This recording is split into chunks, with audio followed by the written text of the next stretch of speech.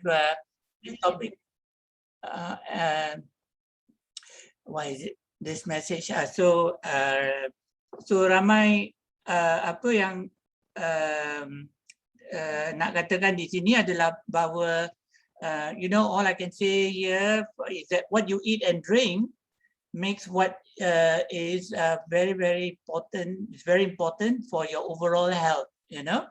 So not to steal the thunder, I will pass over to to Puan Patrina, who will then introduce to our speaker tonight. So thank you, and stay on for the stay on throughout the talk and have fun and be informed. Thank you.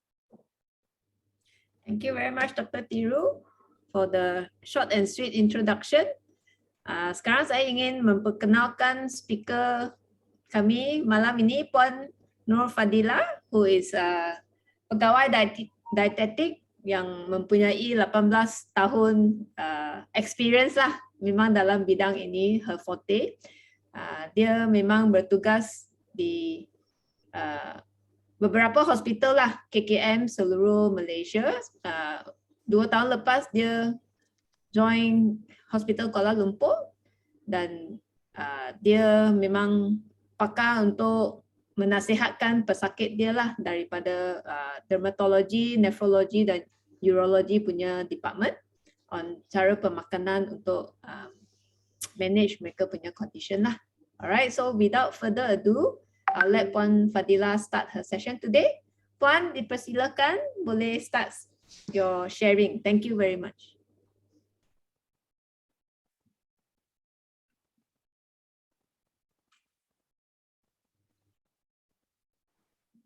Thank you, Miss Pat. Sekejap saya. Selamat petang semua. Assalamualaikum.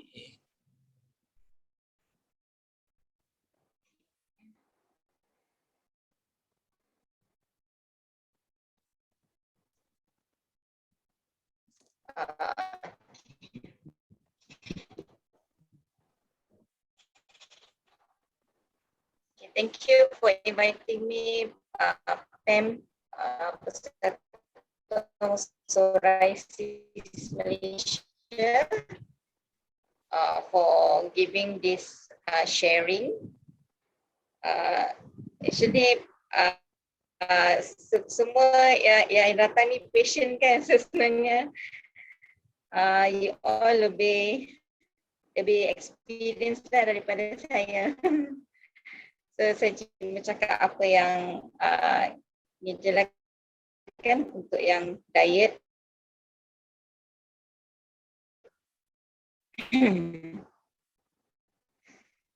Psoriasis dan diet anda. So semua dah ambil dinner dah? Have you taken your dinner already? Sebab nanti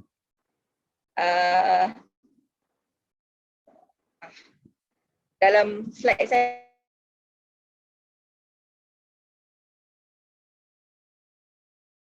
psoriasis, metabolic syndrome, how the diet for the metabolic syndrome, obesity, how to eat. The most important part is the anti-inflammatory, then summary, then references. So the introduction. Okay, so the introduction, psoriasis semua tahu, autoimmune disease, ada overgrowth of the top layer of skin cells, then menyebabkan thick skin, kan, itchy, red, scaly patches. Okay, semua tahu, estimated 1 to 3% of the general population worldwide. The most common form of the psoriasis is plaque psoriasis. And okay, keburukan psoriasis ni dia sama je macam the other disability as major medical diseases. Sama macam cancer, sama macam heart disease, diabetes, hypertension, arthritis. Even though kita nampak dia macam skin defect saja, but actually dia sama macam penyakit-penyakit lain. And then yang paling tak best, several studies show that patients with psoriasis dia prone untuk dapat cardiovascular disease, stroke, and then cancer. Ini yang kita yang tak nak lah, kan. And then the risk of developing these important comorbidities seperti MI, dia correlate dengan severe skin lesions. Okay. Okay, how to control treatment semua, biologic, systemic, topical treatment semua itu part ada professional health seperti doctors, dermatologists. Okay. Okay, types of psoriasis ada lebih kurang 5 to 6. Paling common adalah plaque psoriasis, affect about 85% of the population of the psoriasis patient, gutted, pustula, erythrodermic, impulse, as well as nail psoriasis.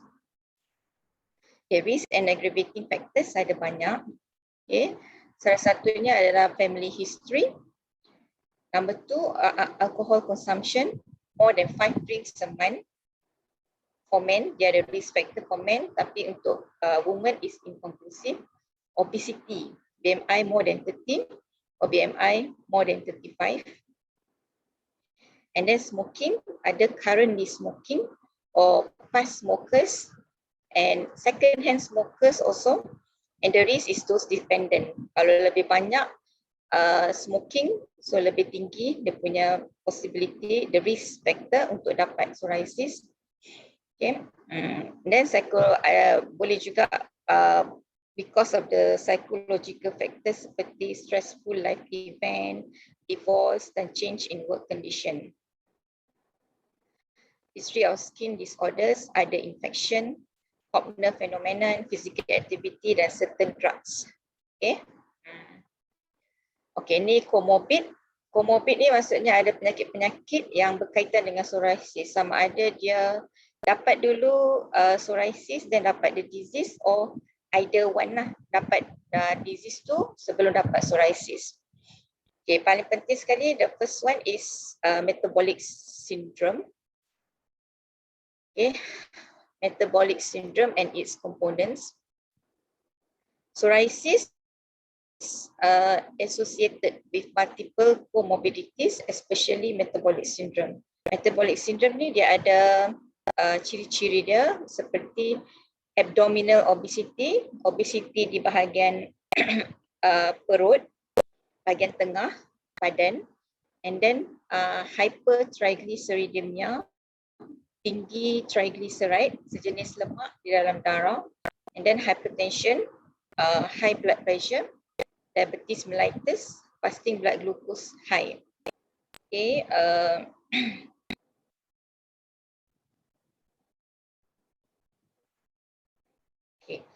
okay, sekarang first kita cakap pasal obesity. Biasanya patient psoriasis ada yang obesity. Okay, untuk obese person, kita encourage dia untuk jaga kalori. Okay, kalori ataupun portion makanan lah for obese person. Okay. Adakah yang patient kat sini obese tak nampak? Macam tak nampak aja ada yang obese kan? BMI lebih daripada 30. Ada okay. Tak ada lah kot. Okay, so untuk yang obese, okay, obese ni tak ada. Tengok pet tu cantik je. Okay. Kalori, rendah kalori, low calorie diet. What is calorie? Calorie tu adalah a measurement of energy. Okay, calorie in food, dia wujud kerana ada 3 macronutrient tu iaitu carbs. Ini paling penting lah. First, carbs, carbohydrate, and then protein dengan fat. Yang minerals, antioxidants, vitamin semua tak menyumbang kepada, tak contribute to calories. So 3 ni adalah calories. So 1 gram, for example, okay, 1 gram carbohydrate dia equivalent to 4 calories. Protein pun sama, 1 gram sama dengan 4 kalori, tapi lemak tu tinggi. 1 gram lemak bersamaan dengan 9 kalori. Contohnya satu makanan tu dia ada 10 grams carbohydrate, 10 grams protein dan 10 grams lemak. So kalau kita nak calculate dia punya kalori content tu, 10 gram time dengan 4 tambah 4 kali 10 lagi tambah 9 kali 10 lagi daripada fat, then the calorie content in the food is 170 calorie, which is 90 calorie comes from lemak, from fat. So fat dia lebih tinggi dia punya tu lah. So setiap apa yang kita lakukan ni macam tengah duduk macam ni pun, berdiri, Setiap apa yang kita lakukan, kita memerlukan kalori. So, kalau kita tidur, even kita tidur sekalipun, kita memang gunakan kalori itu untuk pastikan our jantung dia mengepam darah ke seluruh badan lah. So in summary, apa saja yang berlaku dalam badan, apa yang kita lakukan, kita use kalori. How to know our weight status, our body weight status? So salah satu caranya melalui BMI tadi tu lah. So BMI, how to calculate BMI? BMI ni adalah salah satu indikator untuk menentukan sama ada kita punya berat badan ni sesuai ataupun tidak dengan our height. So the formula is berat bahagi dengan tinggi kuasa 2. Tinggi bahagi tinggi lagi sekali dalam meter. So contoh, kalau 60 kg berat badan bahagi dengan tinggi 160 cm iaitu 1.6 meter. So BMI adalah 23.4. Ini simple lah, simple calculation. Kalau Google dekat ni pun boleh kita tahulah. So macam mana kita nak klasifikasikan BMI kalau underweight less than 18.5. Normal range 18.5 to 24.9. 18.5 ke 4.9. Ideal, baguslah berat badan yang bagus. Overweight 25 to 29.9. Kalau obese 30 dan ke atas. More than 30, BMI 30 lah. So obese ni lah, obese dengan overweight ni lah yang dia berkaitan dengan psoriasis tu lah tadi . And then another way to nak pastikan berat badan kita ni okey, melalui waist circumference ataupun ukur lilit pinggang. So kita ambil measuring tape dan kita ukur kita punya bahagian abdomen ataupun pinggang. Dapat dalam bacaan sentimeter dan inci. For male, kalau normal less than 90 cm ataupun less than 35 inches. Kalau high, more than that lah, more than 90 cm. Kalau perempuan, lesser than that, 80 cm, less than 80, 31.5 inches. And then kalau lebih tu bermakna ada risiko, high risk untuk mendapat cardiovascular disease ataupun ada abdominal obesity. Itulah salah satu metabolic syndrome. Salah satu sindrom untuk metabolic. So macam mana kita nak kawal obesity? So even though kita nak kawal kita punya food intake, we still have to eat pada masa yang tetap lah. Kena makan juga. Cuma perlu kurangkan pengambilan lemak because lemak tadi lebih tinggi dia punya kandungan kalori. Hadkan juga pengambilan minuman manis ataupun sweet beverages lah, macam ada gula. Okay. Pilih makanan yang tinggi serat dalam buah dan sayur-sayuran dan juga hadkan pengambilan karbohidrat kompleks seperti nasi, mi, roti, bijirin. Okay, untuk kurangkan berat badan, seminggu kita hanya sarankan untuk kurangkan half kilo to 1 kilo sahaja in a week. Okay, by diet dengan exercise lah, hanya melalui cara ini. Okay, makan makanan seimbang pada waktu yang tetap, kurangkan makanan bergoreng dan makanan yang manis. Yang paling penting sekali, don't skip meal. So tadi dinner, boleh ambil dah tadi, 6 to 8 PM tu kan dah boleh ambil dah, don't skip meal. Breakfast, lunch and dinner. Okay, selain daripada tu, kebanyakan makanan kita mengandungi sugar, hidden sugar yang kita tak perasan pun dia ada. Contohnya serbuk koko, okay, minuman coklat, honey itself, and then ice cream, kacang, junk food, ice cream, cake dan local kuih ataupun sweet kuih. Okay. Dan untuk makanan bergoreng, kalau nak makan, boleh makan sedikit lah, consume little because makanan bergoreng dan makanan terproses ni kalori dia lebih tinggi. Seperti burger, fried chicken, french fries, pizza, mi goreng, nasi ayam, nasi lemak dan roti canai. Okay. Lebihkan makanan berserat. Makanan berserat banyak terdapat dalam fruits and vegetables. Okay. Dan biasanya kalau orang ingat nak turunkan berat badan, dia akan terus exercise. Tapi actually untuk menurunkan berat badan bermula dekat our kitchen. Pengambilan makanan kita lah, bukan di gym. Okay. So pilihan makanan yang lebih baik untuk hidangan nasi, utamakan nasi putih dan juga bubur nasi. Hadkan nasi yang berminyak berlemak dan berperisa seperti nasi biryani, nasi lemak, nasi goreng dan nasi ayam. Okay, untuk hidangan mi dan mihun sama juga, utamakan yang rebus-rebus seperti asam laksa, mi sup, hailam, rebus dan tom yum. Hadkan yang bergoreng dan berminyak serta bersantan seperti mi kari, mi goreng dan juga mi bandung. Okay. Untuk roti, hidangan roti, utamakan yang whole grain products ataupun whole meal seperti toast, roti naan, roti putih dan wholemeal bread. Hadkan roti canai, roti telur, murtabak, roti yang manis dan roti yang berkrim. Okay. So, nanti saya akan tanya soalan lah. Takut nanti ada yang tertidur. So, untuk obesity, okay. Kalau ada yang nak jawab, bolehlah jawab. Lemak sama berat tapi kalori lain-lain. Diet carbon, mana maksudnya? Diet carbon. Oh, ada chat ni, boleh jawab terus ke? Ke nanti? Puan boleh jawab kalau Ya, ada soalan ni daripada. ya, Boleh jawab straight diet lah kan? carbon, boleh. Okay, welcome all, enjoy dinner, selamat petang. Kejap, mana soalan tadi? Ada doktor suggest diet carbon. Maksudnya tu apa suara putus-putus. Alamak, sorry. Mana ya maksudnya tu doktor, lemak sama berat tapi kalori lain-lain. Oh. Puan, soalan dia kata ada doktor suggest diet carbo. Oh, diet karbo, bukan carbon. Dia after that tulis carbo. Oh, dia ada tukar lah, karbo.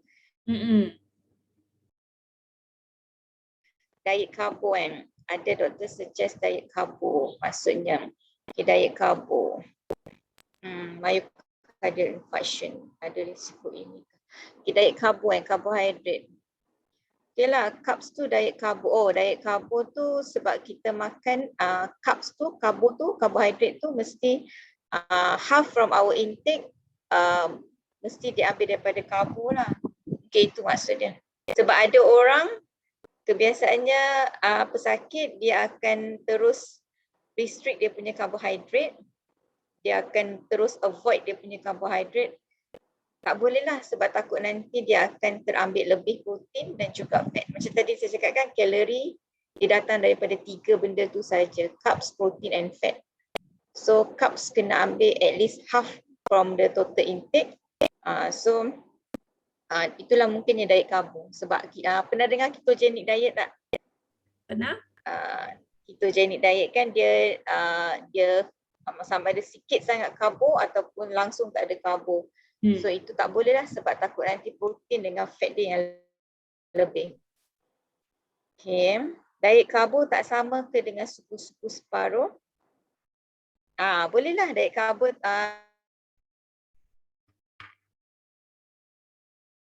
Suku-suku separuh tu dia ada carbs kat situ. 1/4 of the plate ada dia, and then ada juga boleh juga buah. Okay, adakah makanan laut sesuai untuk pesakit psoriasis? Ni jawapan dia ada dekat belakang. Nanti slide dia nanti makanan laut. Makanan laut ni termasuklah ikan. Lepas tu yang sotong, udang semua tu nanti saya akan ni lah. Myocardial infarction ni penyakit jantung lah. Pesakit psoriasis ada risiko ini kah? Kebanyakan memang dia banyak risiko untuk yang penyakit psoriasis ni. So antaranya adalah MI tu. MI tu dia salah satu termasuk dalam cardiovascular disease. Okay, intermittent fasting sesuai tak untuk pesakit psoriasis? IF. Kalau boleh makan secara sihat, tak perlu IF pun tak apa. Tengoklah kesesuaian sebab IF ni biasanya orang nak turunkan berat badan. Ya, rasanya kalau boleh makan secara sihat 3 kali sehari lebih baik sebab boleh dapat nutrition yang lebih mencukupi dan sesuai lah. So kalau IF ni kita akan puasa lama, tak makan lama, window period lama, lepas tu ada feeding period macam tu. So takut tak dapat achieve requirement, nutritional requirement yang sepatutnya kita ambil lah. Okay, so kita continue dulu dengan dyslipidemia. Nanti kalau ada soalan boleh tanya. Dyslipidemia ni adalah lipid ataupun lemak yang tidak normal dalam darah lah in dyslipidemia. Okay, kalau dyslipidemia pula, kita kena jaga kolesterol. Ini nanti soalan untuk yang seafood dengan ikan tu ada dalam ni lah. Kolesterol, saturated fat ataupun lemak tepu, and then trans fat ataupun lemak trans. Ni makan kolesterol. Okay, seafood tadi, seafood contohnya sotong, udang, ketam, kerang, dia tergolong dalam makanan yang tinggi kolesterol. So kita hanya boleh makan untuk yang dyslipidemia lah, yang high kolesterol. Lipid profile ada empat panel. Satu total kolesterol, LDL kolesterol, HDL kolesterol dengan triglyceride. So empat-empat ni dia ada normal range dia. So kalau total kolesterol kita tinggi, dan yang tinggi tu adalah yang kolesterol jahat iaitu LDL kolesterol tu. So kita kena limit pengambilan makanan kolesterol. So 2 minggu sekali boleh makan udang. Udang saiz sederhana dalam 6 ekor. Ni sebab kandungan dia dalam 200 mg lah kolesterol. Sotong 1 ekor, kerang 20 biji, isi ketam 1/4 mangkuk kecil, ikan bilis 1/3 mangkuk, udang kering 1 sudu dan belacan 24 gram. Okay. Okay, lemak tepu, kurangkan pengambilan makanan yang berlemak, especially red meat. Okay, satu hidangan dalam 2 minggu, contohnya red meat tu macam daging lembu, daging kambing, daging babi, okay, pork, dan juga daging kerbau lah kalau siapa yang makan kerbau, red meat. Okay, elakkan santan kelapa. Santan kelapa ni santan dia tak ada kolesterol tapi dia boleh menaikkan, dia boleh raise our lemak kolesterol yang jahat tu lah. So kurangkan ataupun elakkan makanan yang ada mengandungi santan seperti kari bersantan, laksa lemak, nasi lemak, kuih-kuih yang bersantan seperti kuih lapis, kuih koci, so lemang dan ketupat yang bersantan dan juga kaya. Okay. Okay, dan susu pekat, susu sejat, fresh milk, cheese, ais krim, teh tarik, boleh tukar kepada pilihan yang lebih sihat seperti low fat milk, susu rendah lemak, and then susu kacang soya dan fresh yogurt yang low fat. Lemak khinzir ataupun light, lemak ayam, minyak sapi tidak dibenarkan. Okay, so penting untuk ubah suai ataupun modify the cooking method. Sebelum masak ayam dan daging, kena buang kulit dan lemak. So kena buang yang visible fats yang pada ayam dan daging sebelum masak. Okay, so kita ambil bahagian isi sahaja. Ambil bahagian daging yang kurang berminyak seperti drumstick dan juga contoh chicken breast. Elakkan bahagian wing dan juga feet. Elakkan bahagian sayap dan kaki sebab yang kita makan adalah dia punya kulit. Okay. Sup dan kuah yang berminyak, elakkanlah kalau kita simpan dalam fridge and then kita keluarkan untuk reheat. So kalau ada nampak lapisan lemak tu, so kita scoop out tu yang bahagian minyak tu. Makanan bergoreng once a week only.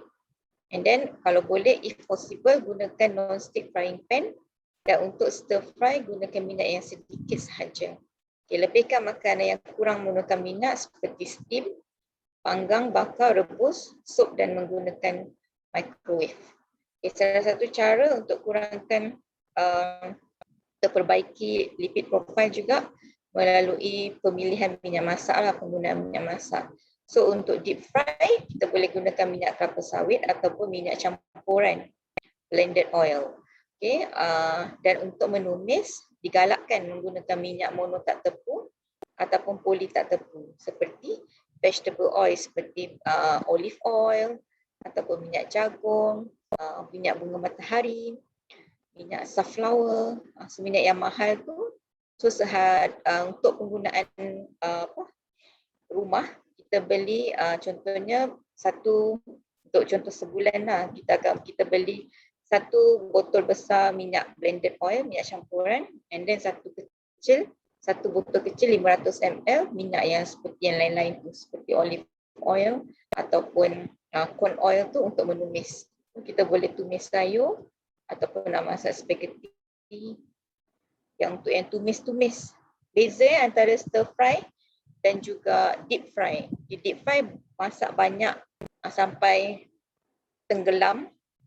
Yang itu memang kena gunakan minyak kelapa sawit ataupun minyak blended. Tak boleh gunakan yang pufa dengan mufa tadi itulah. Okay. Yang ketiga, lemak yang kita kena jaga, trans fat. Sebab dia akan menambahkan LDL. Kolesterol ni, kolesterol jahat, low density lipoprotein, sebab dia membawa kolesterol ke jantung, ke dalam jantung. Margarine dia ada asid lemak trans less than 1%, kurangkan shortening dan hydrogenated vegetable oil.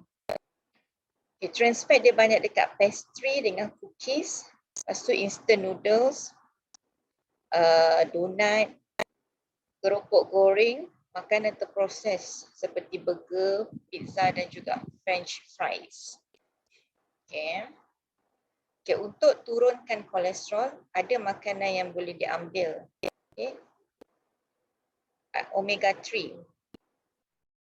Okay. Omega 3 dia ada banyak dekat ikan deep sea fish seperti salmon, belut, tuna, herring, okay, dan juga ada dekat kacang walnut dan flaxseed.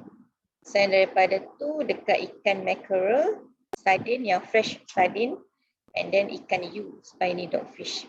Ada juga dekat pumpkin seeds. Yang kedua, makanan untuk turunkan kolesterol, nama dia plant sterol, makanan yang mengandungi plant sterol. Banyak ada dekat avocado, lepas tu corn oil, soybeans, kacang kuda, sunflower seeds dengan bijan. Okay, walnut juga ada plant sterol. Okay, brown rice, beras perang, olive oil, sayur-sayuran seperti brokoli dan cauliflower, and then kacang badam, almonds. Okay, yang ketiga, untuk turunkan kolesterol, kena ambil fiber sebanyak 20 to 30 gram seday.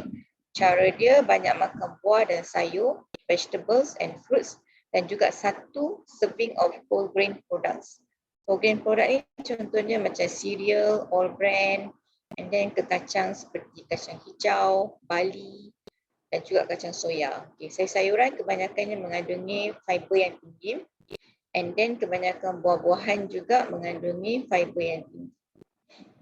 Okay, selain daripada tu, kalau untuk soluble fiber, kita boleh ambil oats.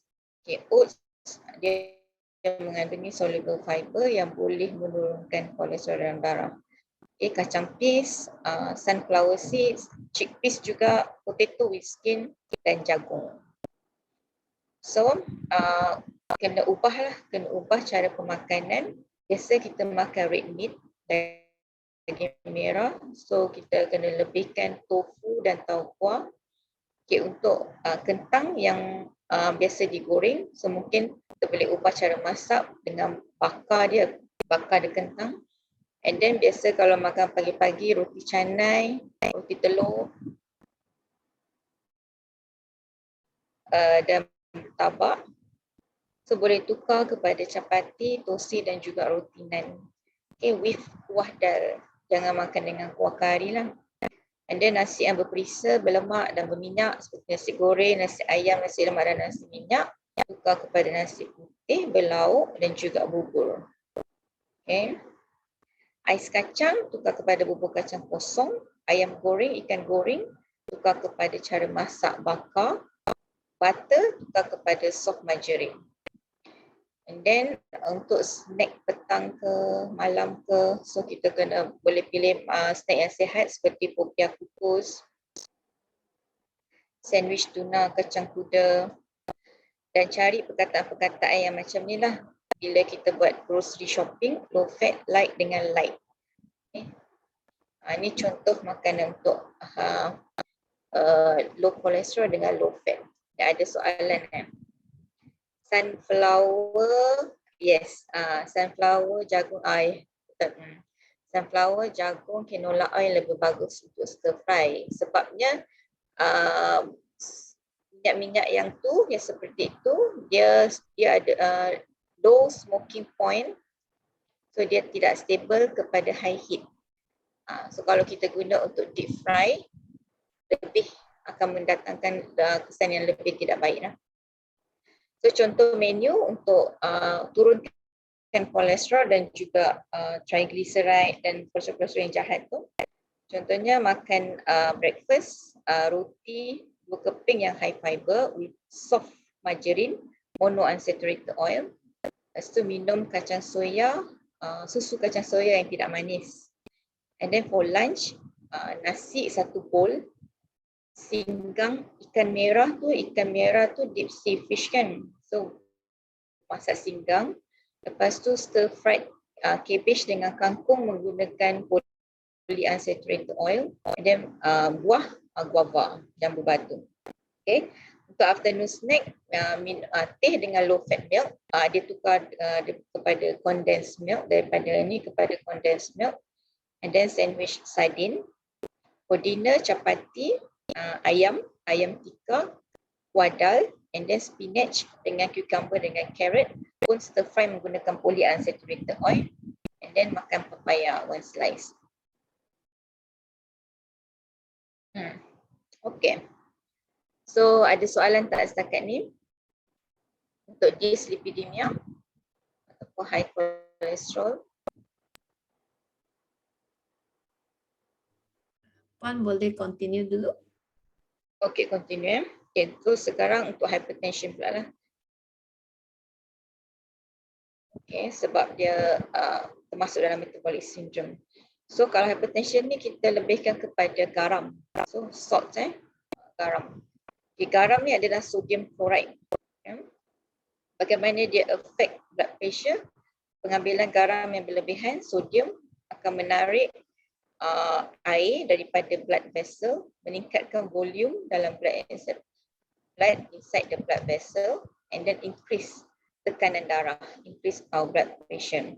So WHO sarankan pengurangan kepada less than 2000 mg per day, which is equivalent to 5 grams, 1 teaspoon garam.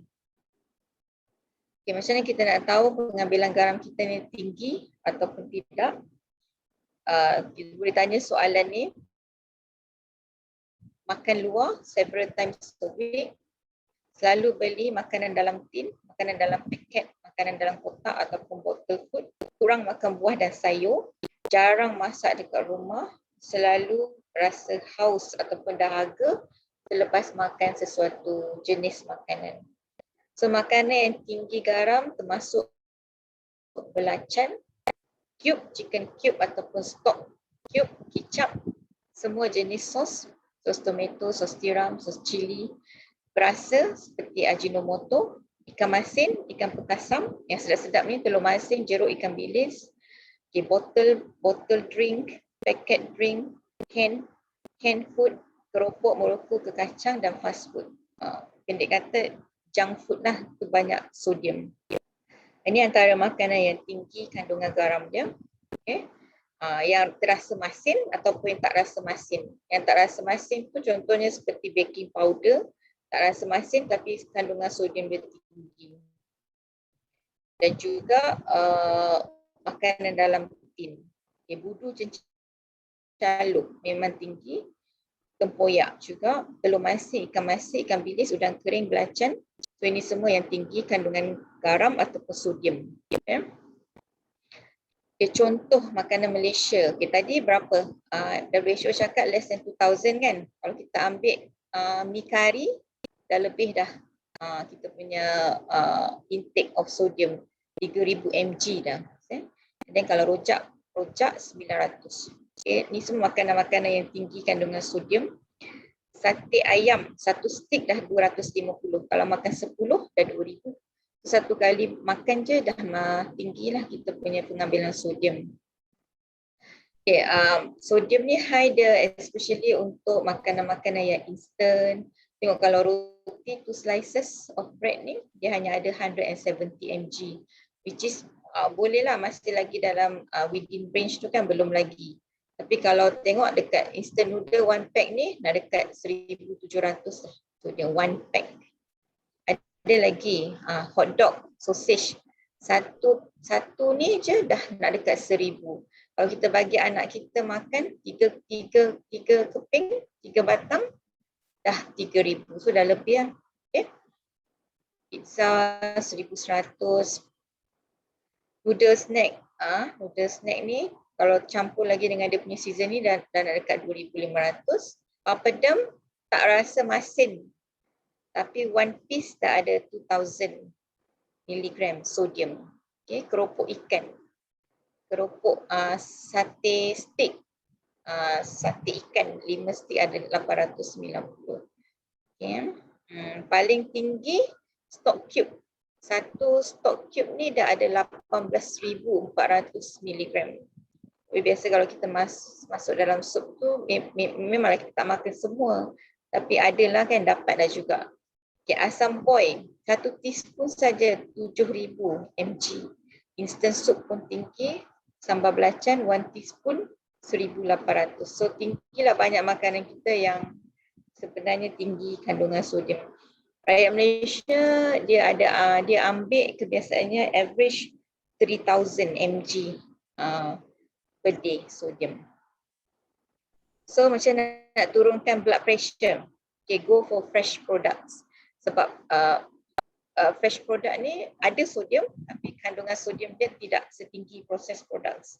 For example, kalau hospital food yang low salt diet tu, yang kita tak tambah garam langsung pun, daripada makanan yang fresh pun dia dah ada lebih kurang 600 mg sodium. Kalau kita tambah garam, tambah perasa apa semua, barulah jadi macam 2,000, 3,000 macam tu. Okay, skip the salt. Stock ataupun cube ni, kalau boleh jangan tambahkan, letak natural seasoning seperti pepper, lime, lemon, oregano. So read food label, cari food products yang claim low salt ataupun reduced salt, ataupun salah satu cara boost potassium intake. Untuk yang tak ada masalah kidney, so boleh choose foods high in potassium such as fruits and vegetable and whole grain products to help lower blood pressure. Adakah makanan dairy, susu? Oh, okay. 8.45 dah. So kita makanan kita cepat-cepatkan ya, sebab ada banyak nanti soalan.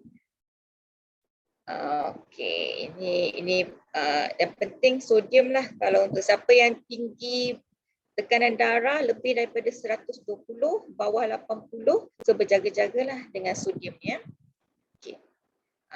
Tadi dairy product sesuai boleh kalau tak ada alahan, tapi 1 hingga 2 serving sehari. Cari yang low fat milk, bukan yang full cream ya. Itu untuk psoriasis lah. Tapi kalau lepas minum ada alahan tu ataupun ada lebih teruk keradangan, so boleh stop lah ataupun avoid. Okay. So listen to your body lah, sebab kita yang rasa. So untuk DM pula, DM cara dia jaga jumlah makanan, jenis makanan dan jadual waktu makan. So untuk jadual makan, pada waktu yang tetap, sarapan pagi 7 hingga 9 pagi, tengah hari 12 hingga 2 petang, makan malam 6 hingga 8 malam. So waktu makan kena jaga. So jenis makanan, okay, kalau untuk DM ataupun diabetes mellitus ni kecil manis, kena jaga karbohidrat. Okay, karbohidrat ada dalam bijirin, sayuran berkanji, buah-buahan, susu, kekacang dan gula. Okay, cuma gula ni kena awasi lah. sebab gula ni adalah karbohidrat ringkas ataupun kita panggil refined sugar. So kena elak minuman bergas, jam dan kaya, susu pekat manis, minuman manis, kuih muih, kek biskut berkrim dan coklat, aiskrim dan gula-gula. Okay, pernah tu kan orang cakap satu genggam nasi kan, satu genggam nasi tu bermaksud 2 tukaran karbohidrat. Okay, untuk lelaki, sarapan, makan tengah hari dan makan malam, dia boleh ambil 1,5 genggam nasi hingga 2 genggam. Okay. Kalau snack tu jika perlu sahaja 1 genggam nasi. Kalau untuk wanita, keperluan dia kurang sikit berbanding lelaki. So breakfast, lunch dengan dinner, sekali makan tu boleh ambil 1 hingga 1,5 genggam nasi. Okay, dan sama juga jika perlu boleh ambil snack. Snack tu adalah optional. Minum pagi, minum petang dan juga minum malam. Okay, ini biji dan produk biji. Tadi nasi yang 1 genggam tu adalah kat sini. Nasi 2 senduk. Okay.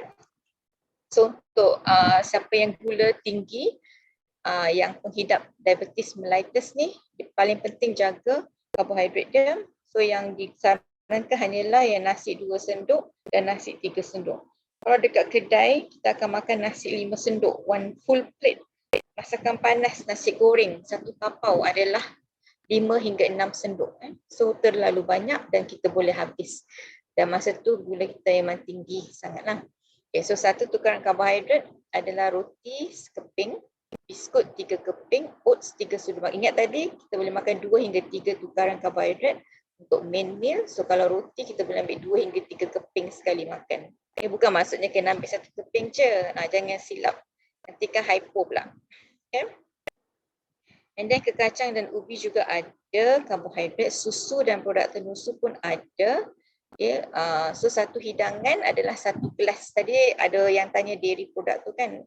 Okay, kalau 1 hingga 2 hidangan sehari, so 1 gelas adalah 1 hidangan. Kalau yang powder form, kalau yang serbuk punya 4 sudu makan. Okay, yogurt 3/4 cawan, susu sejak setengah gelas. Okay, buah-buahan, buah-buahan 1 hidangan ataupun 1 tukaran karbohidrat adalah seperti inilah. Buah-buahan yang biji medium size seperti apple belimbing 1 biji. Kalau yang potong, nanas betik 1 potong. Okay. Okay, atherosclerosis sama juga sumbatan kolesterol ataupun lemak dekat salur darah.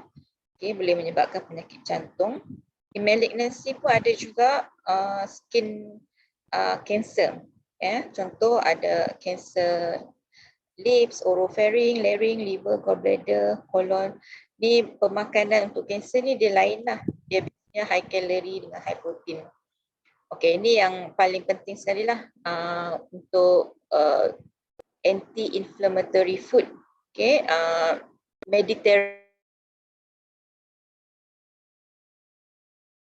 Mediterranean diet ni adalah satu diet yang banyak buah-buahan dan sayur-sayuran. Okay. Dia adalah satu diet, Mediterranean diet yang tradisional adalah healthy diet. Dia ada abundance of vegetable foods and cereals, green and yellow vegetables, salads, pasta, fruit dengan nuts. Okay. Dia highly palatable dan sedap lah, sedap. So dia menyebabkan senang untuk orang comply to the diet. Okay. Extra virgin olive oil is the main source of fat. Okay. Dan dia promotes moderate intake of fish, poultry, dairy products dengan eggs. Okay, so dah sampai summary, nak habis ni. So foods to include untuk psoriasis, especially for psoriasis patient. So kena ambil deep sea, cold water fish, contohnya ikan salmon, ikan herring, mackerel, kembung, trout. Okay. Due to their content in omega-3, polyunsaturated fatty acid and vitamin D. Lepas tu ambil whole grains, legumes, vegetable and fruits sebab dia ada rich source of fiber, trace elements, vitamins, mineral, including zinc and selenium. So extra virgin olive oil as a main source of dietary fat. Foods to avoid: alcohol, gluten for celiac disease only, red meat, full cream dairy products, due to their high content in saturated fats. Okay. So, okay, ini references, CPG, paper, medical nutrition therapy. Sudah habis. So ada soalan tak daripada participant? So anything regarding your diet, talk to your dietitians. These are beberapa orang dietitian from HKL. Okay. Okay, thank you very much Puan Fadila. Terima kasih banyak-banyak atas presentation tadi yang cukup padat dengan informasi ya. For all of us, I think ada juga lah belajar a few pointers. Ada faham. Ya, memang menarik. So, sekarang kita akan answer questions lah from para hadirin semua. So, sesiapa yang ada soalan boleh terus unmute and ask your question directly to Puan Fadila. Kalau yang malu-malu sikit, type on the chat box. We will also pick up your questions to answer ya. Okay, so Ada soalan ni? ya, dari Edna ya. Boleh dari Edna. terangkan lebih terperinci tentang gluten? Okay. Edna, kalau Edna ada kat sini boleh unmute juga untuk explain further. So Edna nak tanya tentang apa ya tentang gluten? Boleh makan ke tak boleh? Puan? Gluten ni. Tadi ada kan dekat dalam yang summary tu? Gluten ni dia dekat gluten free diet. Gluten free diet for penyakit celiac. Celiac disease ni yang usus, salah satu penyakit usus. Kalau ada penyakit tu memang kena ambil gluten free diet. Tapi dekat Malaysia tak banyak. Kalau ada, tak tahulah kalau kat sini ada yang celiac disease, yang doktor diagnose celiac disease, so kena ambil gluten free diet. Gluten ni dia banyak dekat gandum seperti wheat, barley dengan rye. Tapi rugilah kalau siapa tak makan gluten ni, sebab gluten ni pun bagus untuk jantung, bagus untuk cardiovascular disease. So, hanya untuk yang ada celiac disease, so dia kena ambil gluten free. Kalau tak ada, tak perlu. Sebab ada research pun dia banyak dekat Israel, California, banyak dekat negara luar lah, bukan our country. Okay, Puan, boleh Jarang-jarang. Macam mana nak diagnose dengan celiac disease? Dia usus, penyakit usus, celiac disease tu. Right. So nanti kalau ada apa-apa masalah dia sama ada IBD, inflammatory bowel disease kan, Crohn disease dengan celiac disease, doktor akan diagnose lah kalau ada masalah dengan bowel. Okay. Kalau tak ada, tak perlu. Sayang tak makan gluten. Sebab dia bagus untuk jantung. Okay, Puan, so satu lagi soalan dari Encik Asman. Kalau tiada penyakit-penyakit yang disebut tadi, apakah diet yang sesuai untuk pesakit psoriasis? So yang last kali tu lah yang sesuai, Mediterranean diet. Healthy eating, balance. Healthy eating and balance. Banyak ikan, banyakkan kekerapan makan ikan, especially ikan yang deep sea fish tadi, cold water sea fish. At least 2 kali seminggu mesti ada, includekan ikan-ikan seperti itu. Tak perlu ikan mahal, tak perlu makan salmon hari-hari. Salmon tu pun kalau nak dapat omega 3 tu pun 1 keping dah dapat dah omega 3 yang recommended 1 grams tu. Okay, lepas tu ikan sardin, fresh sardin tu, dan lots of vegetable dengan fruits. Lepas tu masukkan olive oil. Kalau boleh, preferably dalam cooking lah, maksudnya yang masa stir fry tu, sayur, apa semua tu. Kalau nak minum macam tu pun boleh lah, tapi ada olive oil yang sesuai untuk ambil directly. Okay. Anti-inflammatory, iaitu Mediterranean diet. Puan, boleh saya tanya lagi, apakah beza omega 3 dengan omega 6? omega 3 dengan omega 6 yang beza je. Dari struktur sains, daripada dia punya struktur molekul-molekul dia, ada makanan yang tinggi omega 3 dengan omega 6 lah. Omega 3 dia kebanyakannya dekat ikan-ikan tu. Omega 6 tu macam mana ada omega 3 dengan omega 6? Ada beza lah. Ada beza, tapi dua-dua tu perlu juga. Dia punya recommendation dia tak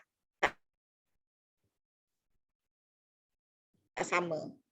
Okay. Yeah. So dua-dua pun kita perlu ya, omega 3 dengan 6. Yes, dua-dua kita perlu. Omega 3 ada dekat yang macam tu, omega dia macam overlap antara satu sama lain. Okay. Okay, ada soalan, suplemen atau vitamin apa yang membantu untuk pesakit psoriasis? Kalau dapat makan secara yang tadi tu, yang dapat makan semua secara sihat tu, sebenarnya tak perlukan apa-apa suplemen atau vitamin apa pun. Tapi kalau tak dapat nak makan macam tu, boleh makan vitamin D. Tapi itu pun bergantung dengan saranan doktor lah. Doktor suggest. Vitamin C pun sebenarnya tak perlu, sebab dalam sehari kita punya keperluan vitamin C hanya sikit, 70 mg saja. Dan kalau kita makan buah, sepotong papaya sehari pun kita dah boleh achieve yang the recommendation tu lah, yang kita punya recommended vitamin C tu. Apa-apa suplemen ataupun vitamin tu asalkan tidak berlebihan, dan juga kena consult lah dengan doktor yang merawat. So if I can recap Puan, which means pandangan Puan kalau kita makan seimbang dengan high fiber fruits kind of diet, sebenarnya tak perlu suplemen lainnya. Betul. Cuma kadang-kadang itulah kita terlalu banyak makanan yang terproses kan. So dan kalau kita ambil suplemen dengan vitamin tu kan kita dah ambil mati banyak ubat dah kan. So bagus lagi kalau kita makan the real food lah. Kita boleh enjoy our kalau food. Makan suplemen pun kidney perlu bekerja keras kan tu proses. Ya? Kalau kita makan suplemen via tablet ke, dia kidney pun perlu function lebih. Sebab kita perlukan sikit saja. Suplemen tu kadang-kadang over. Terlalu banyak, so dia nak kena buang yang excess tu. Yeah, so look at kidney lah. Okay, Puan Wan Nur Afifah macam ada nak tanya soalan? Yes, sesiapa yang ada soalan boleh terus unmute tanya ya, tak ada masalah. Mr. Goh, are you there? Do you have any questions for Puan or Encik Osman? Kalau tak ada, saya nak tanya lagi Puan. So what do you think about this? Have you heard of Dr. Pagano? Dia ada sarankan satu diet, nightshades diet untuk psoriasis patient. Nightshades macam ikut warna lah, itu sayur. Yang gelap tak boleh makan macam tu. Oh, yang gelap tak boleh makan. Tak pernah dengar. Boleh cerita sikit macam mana diet tu? Actually, I pun tak pasti ya. Anybody can share on Dr. Pagano's. Ada sesiapa yang praktis tak dan rasa berkesan? Nightshades diet. Sayur-sayuran yang gelap. Biasanya kalau yang gelap, yang hijau tu dia banyak potasium. So actually bagus juga, tapi cuma dia kalau untuk yang kidney disease lah ada contraindication. Jadi kalau tak ada, okey. Boleh makan sehari, boleh makan 3 servings, boleh makan 3 kali, breakfast, lunch, dinner, sayur-sayuran dan juga buah-buahan. Actually a lot of times apa yang Puan dah sharing is memang benar ya. kita sudah tahu what should be the good diet, tapi kita kurang follow lah. For myself, I personally practice kurang processed food lah. Memang you itu ayam you masak, you makan okay je. Tapi Yes. processed food will cause the inflammation of our psoriasis. My personal experience lah. Betul-betul. Soy protein contoh brand Herbalife or Shakti bagus tak untuk psoriasis? Okay, soy protein. Actually yang soy protein tu yang saya cakap tu susu kacang soya biasa tu. Yang macam Yos punya macam tu lah. Ataupun yang buat sendiri. Yang buat sendiri beli susu kacang soya and then proses sendiri atau yang natural punya. Tapi kalau yang brand-brand tu pun tak kisah asalkan sama je. Boleh dia soy protein kan, dia ada tulis dia bagus, dia ada protein daripada kacang soya, plant protein tumbuhan. Dan ada juga tu lah. Kalau yang lagi bagus tu je lah tu kacang soya tu dan produce sendiri ataupun kat pasar malam kan ada kan air tahu tu. Air tahu mungkin belum letak gula, itu lebih baik lah. Okay. Ada sesiapa ada question, soalan lagi ditujukan kepada Puan Fadila? Tapi nak ambil tu pun tak ada masalah lah, boleh juga. Cuma maybe cost dia tinggi ya sebab brand. Betul. Sebab dia direct selling kan. Ya, betul-betul. So saya ada minat sikit tentang yang omega 3 ni. So actually what is the recommended daily consumption for omega? Omega 3 tadi tu 1 gram. Oh, okay. 1 gram. 1 gram sehari. Omega 3 fatty acid. Dia ada anti-inflammatory properties kan? Yes. Omega 3. One from omega 3 to another. Dia ada dah polyunsaturated fatty acid. Macam tadi dah dekat dalam slide saya tu ikan salmon 100 gram dia dah ada 1 hingga 2 gram. Sudah dapat dah. Sikit je actually. Okay, so Edna ada question lagi. Makanan apa yang ada vitamin D sebab dia baca pesakit psoriasis kekurangan vitamin D? Okay, vitamin D kuning telur, egg yolk. Tapi egg yolk tak boleh makan banyak. Vitamin D juga ada dalam dairy product. Dia macam kalsium, lebih kurang macam kalsium. Dan juga cahaya matahari. Kalau bukan sebab makanan. So kita exercise pagi-pagi ya. Pagi. Okay. Ya, memang. Kadang-kadang doktor ada bagilah vitamin D, kalsium karbonat. Tapi ada orang tak boleh tolerate. Contohnya side effect dia hyperkalsemia, sakit tulang. Best pada our body. Macam mana kita punya boleh terima ataupun tidak. Okay. So ada sesiapa lagi yang ada soalan? I think today's session is very informative lah dan setting ni kita juga relax kan, so can ask anything. Miss Pat ada tadi tak tanya pasal omega 6 kan, beza dia. Yes. Okay, kalau yang omega 3 tu dia dalam ikan yang deep sea tu, for fish banyak dekat oil, soybean oil, canola oil, kacang walnut. Kalau omega 6 tu pun vegetable oil seperti corn oil, sunflower, safflower, soya bean, nuts and seeds.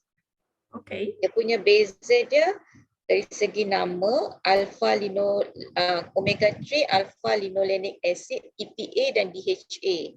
Kalau omega 6 alpha linoleic acid sahaja. So omega 3 ada DHA lah. Yes. Okay, ada lagi satu soalan. Makanan telur, diet telur.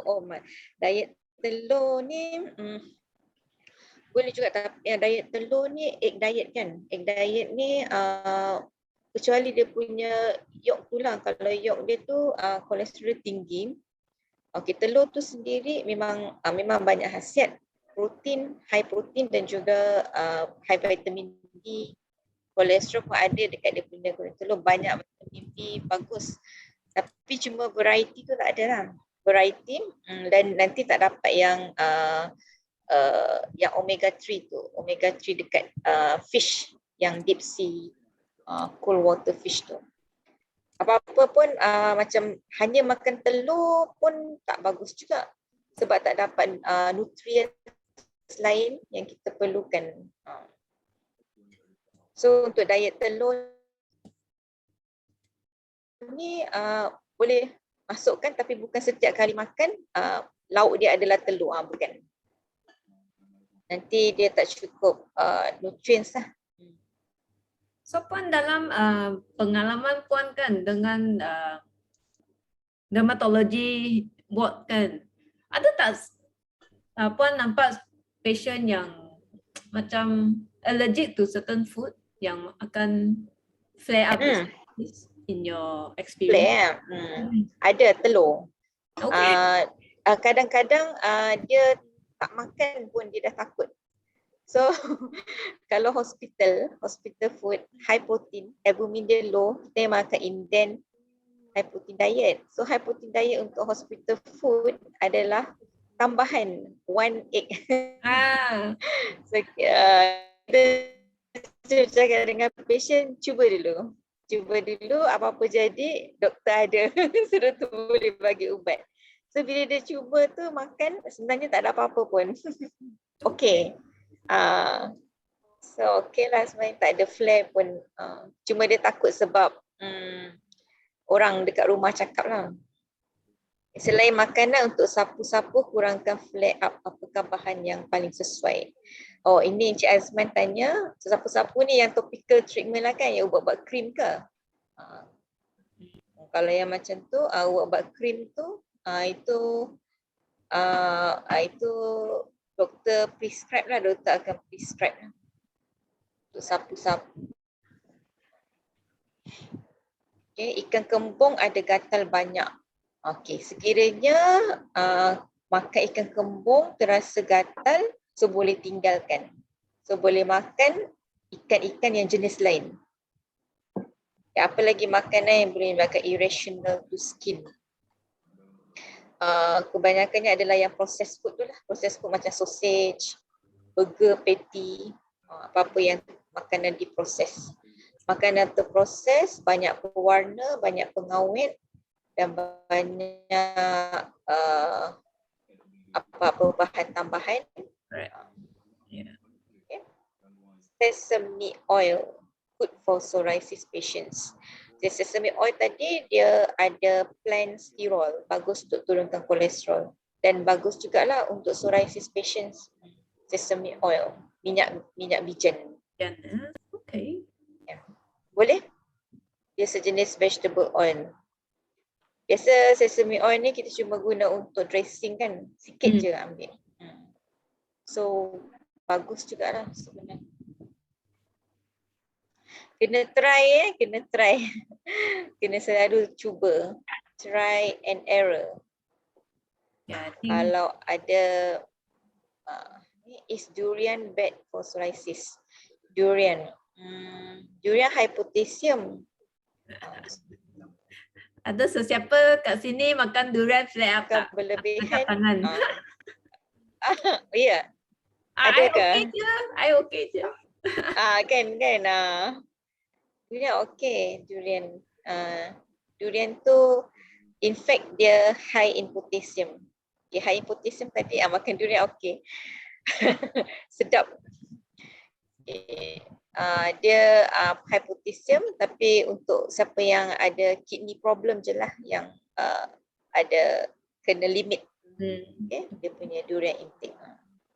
Other than that, boleh je makan. Diabetes pun tak boleh makan banyak juga durian.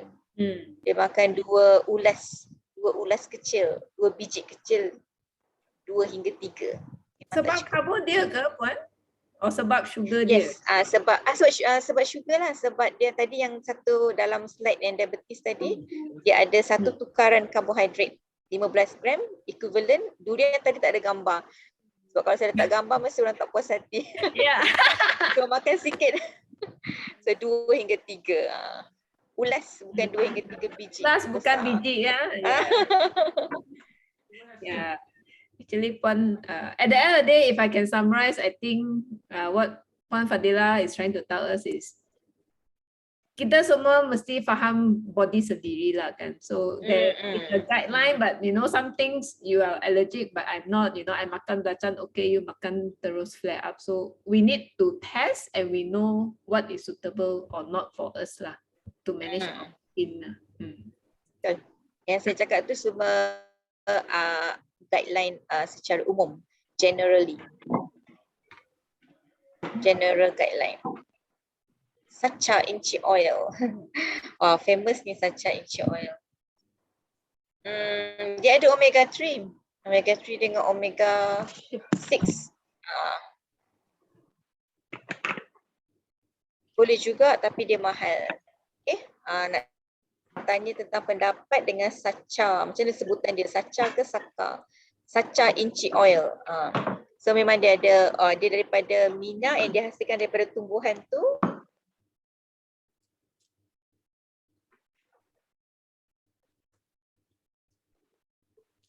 Dan dia mengandungi omega 3 dan juga omega 6. So sebenarnya kalau ikut dia punya dosage dia memang tak banyak lah. Tapi 2 biji pagi, 2 biji petang tu 100 hingga 200 lebih. Kan omega 3 dengan omega 6 daripada scan itu sajalah. Not only that. Itu pun macam suplemen juga tu, Sacha inchi oil.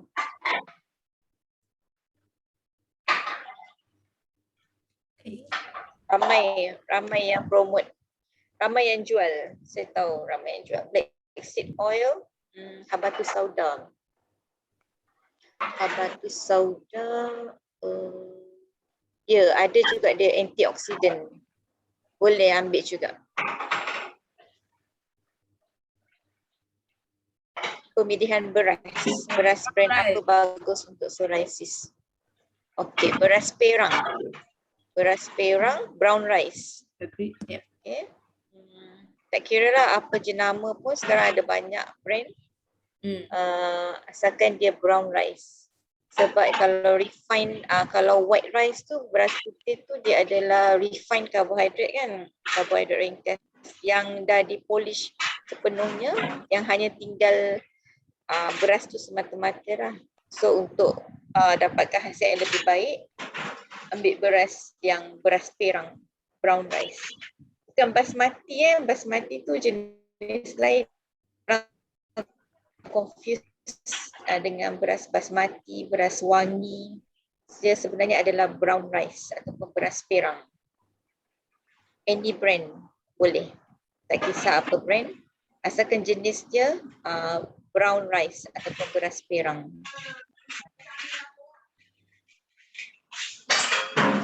Masa sekarang is already 9:10.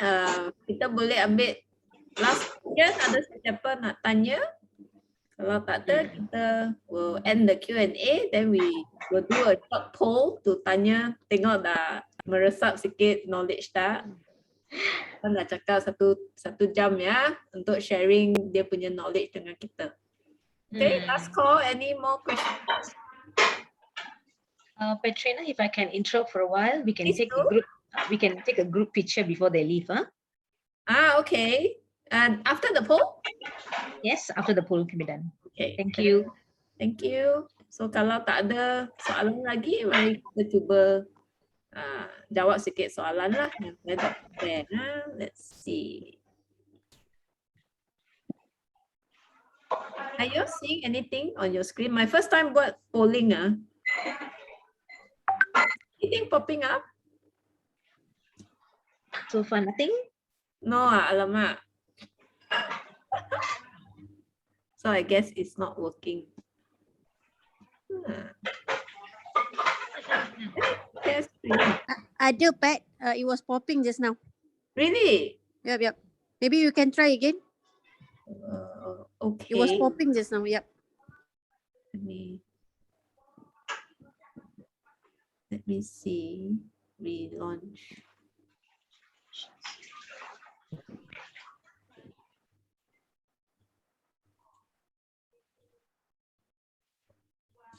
Anything now?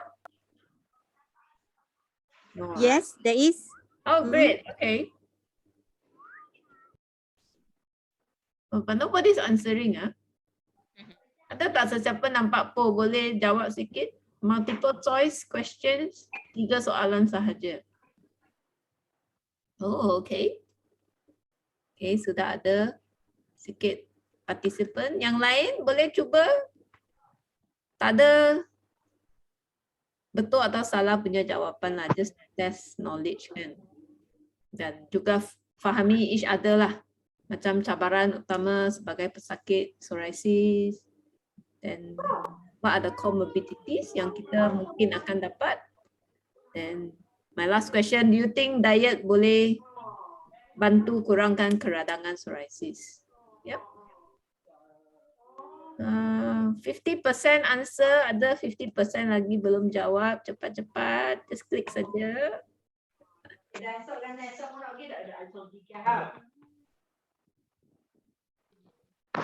Okay, last 20 seconds. Siapa belum jawab?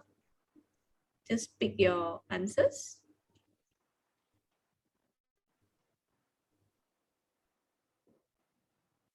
Okay. Last 30 seconds lah. We make it 2 minutes. Still have 9 more participants. Tak jawab lagi. No, I think the rest shy to join. So I will count down. 5, 4, 3, 2, 1. We end the poll. Okay, let's see what does everybody. Can you see the results? Anybody? Yes. Okay. Thanks, Nila. So what are the comorbidities? Majority betul lah. Kita akan have all this and much more, ya. So unfortunate for us. So cabaran utama, most of us, 81% say is the dry, itchy, painful skin lah. Yeah, so, and it's everyday challenge, kan? So the last question, do you think diet helps to control psoriasis? 100% yes. So very good. Thank you, everybody, for participating in the poll. If no further questions, I would really like to thank Puan Fadila. Terima kasih banyak-banyak kerana sudi meluangkan masa ya untuk Sama-sama. Terima kasih juga untuk Persatuan Psoriasis. Thanks to all the participants joining.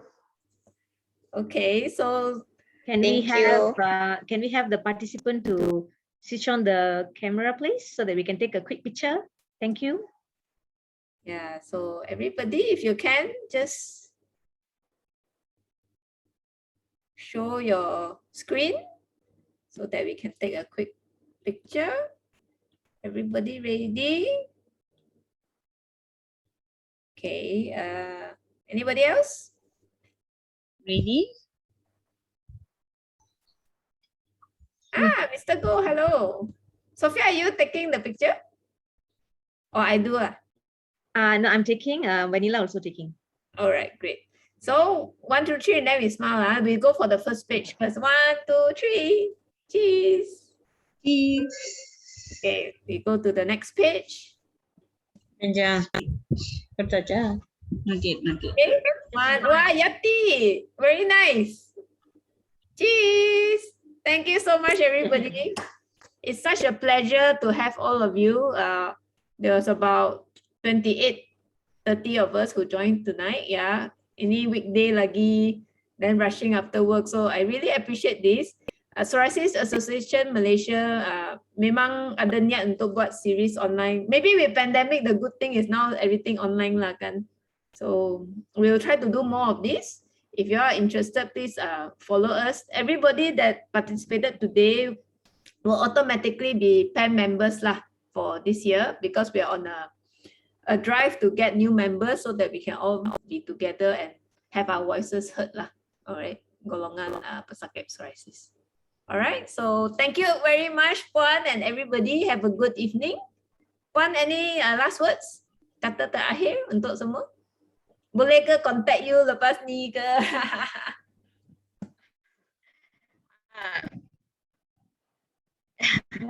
Boleh, no problem. Thank you semua. Thank you. Sini. Good night. Sharing Good session. evening. Okay, bye. See you.